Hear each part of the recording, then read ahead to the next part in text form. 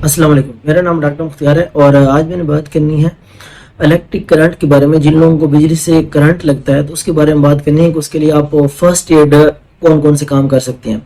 سب سے پہلے تو جو سوئچ ہے آپ نے وہ بند کرنا ہے. جو سورس ہے بجلی کا جس سے بندے کو کرنٹ لگا ہے وہ بند کریں سب سے پہلے.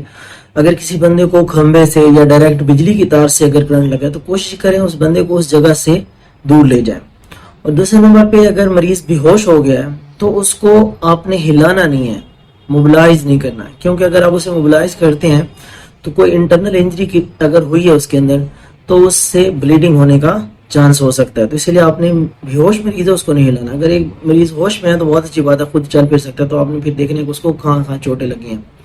اور اگر مریض ہوش میں ہے تو اس کو ORS ضرور پلائیں، کیونکہ بہت زیادہ جو کرنٹ لگنے کی وجہ سے نمکیات ضائع ہو جاتے ہیں، تو کم از کم اس کو ORS فرسٹ ایڈ کے طور پہ ضرور پلائیں.